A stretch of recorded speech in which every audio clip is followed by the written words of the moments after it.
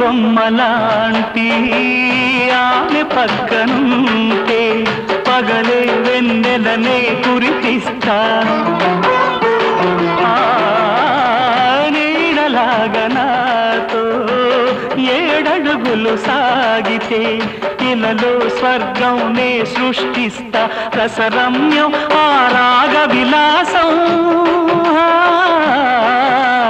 రసరమ్యం ఆ రాగ విలాసం వసివాడదు అది ఆ జన్మాంతం అందమైన నా ఊహల మేడకు ఆవిడమణి దీపం